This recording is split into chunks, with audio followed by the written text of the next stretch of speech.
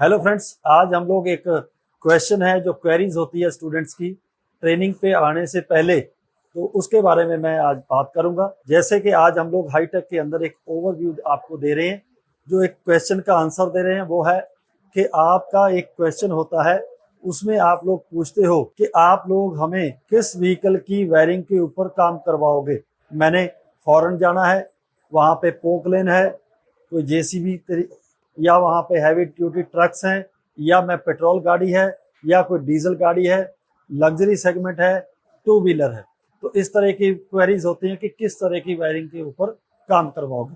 उसको हम लोग आसान कैसे करते हैं मैं आपको दिखा रहा हूँ। सपोज कीजिए ये एक आम जो हमारे इंडिया के अंदर गाड़ी चल रही है, स्विफ्ट डीजल की वायरिंग है।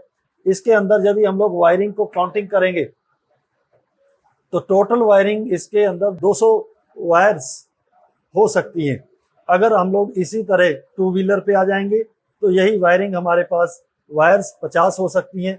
यदि हम लोग ट्रक्स पे चले जाएंगे 150-200 वायर्स हो सकती हैं। अगर हम लोग लग्जरी सेगमेंट पे चले जाएंगे तो यही वायर 300 हो सकती हैं। लेकिन सबसे जो जरूरी बात है, जो आप लोगों को समझ में आनी चाहिए, वो ये है कि वायरिंग एक्चुअल में स्टार्ट कहाँ से हुई। तो उसके लिए हम लोग एक ओवरव्यू दे रहे हैं कि इलेक्ट्रिकल वायरिंग का कोर्स किसी भी स्टूडेंट के लिए अलग अलग नहीं है, चाहे वो टू व्हीलर है, फोर व्हीलर है, BS6 है, BS4 है, BS3 है, या लग्जरी सेगमेंट है। क्यों अलग नहीं है, इसके लिए मैं अपने साथी देवेंद्र सिंह जी से आपके साथ बात करवा रहा हूं। जैसे फॉर एग्जाम्पल जो हमारी ये बुक्स आ रही हैं, इसके अंदर भी हम लोगों ने कोशिश की है इस तरह आप लोगों को गाइड करने की। इस किताब में भी लिखा गया है। तो इसमें हम लोग जो स्टूडेंट से बात करते हैं उसी तरह आप लोगों से हम लोग ये बात करेंगे। सर, सबसे पहले हम लोगों के पास ये क्वेरीज होती है कि अलग अलग व्हीकल्स पे ट्रेनिंग दी जाएगी या वायरिंग एक है। पहले ये क्लियर कीजिए। सर देखिए, अगर वायरिंग की बात की जाए जी, तो वायरिंग ट्रक के अंदर हो, कार के अंदर हो, किसी भी कंपनी के अंदर, कोई भी कंपनी की कार हो, ठीक है। जो शुरू होगी वो सबसे पहले है बैटरी। ओके, बैटरी में हम लोग तो हमारे पास किसी भी गाड़ी के अंदर बैटरी इंपॉर्टेंट है। बिल्कुल, बैटरी से हमारी वायरिंग चलेगी। तो यहाँ पे हम लोग बात करें, ना मैं ट्रक की बात कर रहा हूँ ना कार की, यहाँ पे बात करें बैटरी से कैसे वायरिंग चलती है। ठीक है। बैटरी के दो पोल, जिसके अंदर पॉजिटिव हमारा ये रहेगा और नेगेटिव जिसे हमने बॉडी ग्राउंड कर, मतलब दो पोल हैं। मतलब जो वायर्स हम लोग 200 वायर्स देख रहे हैं इस वीडियो में, हम लोग ये दिखा रहे हैं कि 200, 300, 400 वायर्स जिस व्हीकल में है, स्टार्ट कहाँ से हुई? एक बैटरी पोल से स्टार्ट हुई। इसके आगे सब तो नेगेटिव बॉडी ग्राउंड कर दिया गया। ठीक है जी। पॉजिटिव के बाद हमारे पास कोई भी गाड़ी हो, ठीक है जी, बेसिक उसका यही रहेगा, उसके पास मेन फ्यूज आएंगे। ओके। मेन फ्यूज 2 हो सकते हैं, 4 हो सकते हैं, 10 हो सकते हैं, वो डिपेंड करता है कार के ऊपर। ओके, क्योंकि जितने ज्यादा वहां पे मॉड्यूल्स होंगे सर, ठीक है जी, उतने ज्यादा आपके पास मेन फ्यूज मिलेंगे। ये मेन फ्यूज एम्पियर लिखा होता है इन पे? हाँ बिल्कुल होता है सर। इसके अंदर एम्पियर्स की अगर बात की जाए तो यहाँ पे आपके पास 60 एम्पियर, 80 एम्पियर, 100, 150, यहाँ तक के आपके पास एम्पियर्स के फ्यूज मिलेंगे। ठीक है। ये एम्पियर जो लिखा हुआ है, ये क्यों लिखा हुआ है? मतलब सर ये होता है कि उस मॉड्यूल का लोड कितना है, ठीक है, जो पावर को कंज्यूम करेगा, उसके लिए ये फ्यूज लगाए जाते हैं, उसके रास्ते में सेफ्टी के पर्पस तौर पर। और यहाँ पे ठीक है सर, मान लो यहाँ पे 60 एम्पियर लिखा हुआ है, बिल्कुल जी, फ्यूज लगा हुआ है, और इसके आगे एक मॉड्यूल लगा हुआ है। मैं यहाँ पे EPS लिख देता हूँ, ठीक है जी। या इसी तरह हम लोग एक और ABS लिख देते हैं। अब यहाँ पे आप लोग बताइए कि 60 एम्पियर का मतलब क्या हुआ? सर इस EPS के अंदर और इस ABS के अंदर, अगर EPS की बात की जाए तो उसके अंदर हमारे पास मोटर आती है। बिल्कुल, मोटर का वो लोड कितना है, वो कितने लोड से यहाँ पे चलेगी, ठीक है, मतलब कितने करंट से चलेगी, ओके, वो एम्पियर्स के द्वारा ही, उस यूनिट के द्वारा हम लोग उसको नापते हैं, ओके, देखते हैं, जिससे हम उससे समझ सकते हैं कि ये मोटर कहाँ तक काम करेगी। ओके। अगर वो कहने का मतलब ये है, यदि हमारी EPS की मोटर जो है ये 70 एम्पियर लेने लगे तो ये फ्यूज क्या हो जाएगा? ओपन हो जाएगा। ओपन हो जाएगा। ओपन होने का कारण मतलब ओपन किस लिए होगा? यदि सपोज करो ये फ्यूज ना हो और हम लोग डायरेक्ट इससे कनेक्ट कर दे तो क्या इफेक्ट सर पड़ेगा? यहाँ पे आपका मॉड्यूल शॉर्ट सर्किट हो सकता है, बिल्कुल। मॉड्यूल फॉल्टी पड़ जाएगा, ओके। फॉल्ट होगा मोटर का, पर असर पड़ेगा आपके मॉड्यूल के ऊपर। मॉड्यूल हो, वायरिंग हमारी जल सकती है, मतलब ये सेफ्टी के लिए फ्यूज लगाए जाए। फ्यूज लगाए गए। अब यहीं पे जब हमारी, आपने एक फ्यूज दिखाया, इससे आगे दिखाइए सर। तो इसी तरह से अगर हम लोग बात करें, ये अदर मॉड्यूल की बात हो रही है, और इसी के अंदर से किसी एक फ्यूज के द्वारा हमारे इनसाइड मतलब कि डैशबोर्ड के अंदर एक फ्यूज बॉक्स आता है, बिल्कुल।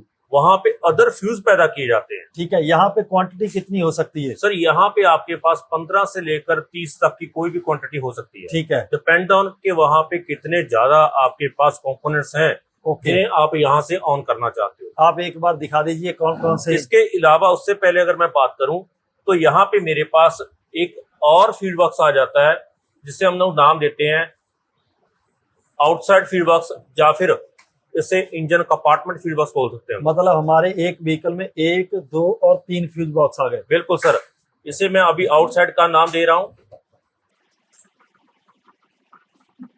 ठीक है। तो अब अगर इन फ्यूज की बात की जाए सर, यहाँ पे पहले हमारे पास एग्जांपल के तौर पर 4 थे। बिल्कुल। यहाँ पे फिर से पावर को डिस्ट्रीब्यूट करने के लिए फिर से फ्यूज आएंगे, जिसके अंदर 10 फ्यूज कम से कम इसके अंदर। ठीक है जी। और इसी तरह से 15 से लेकर 30 यहाँ पे जो मैं काउंटिंग कर रहा हूँ। ठीक है जी। अब अगर इनकी बात की जाए, हाँ जी, तो इनके अंदर, ठीक है सर। ओके, यहाँ फ्यूज हम लोग बना देते हैं ना, यहाँ पे फ्यूज बना दीजिए सर। ऐसे आपके पास फ्यूज आएंगे। ठीक है। इनके अब ऊपर इसके अंदर जो एम्पियर की बात की जा रही है, तो एम्पियर्स 5 एम्पियर हो सकता है सर, ठीक है जी। 15, 20,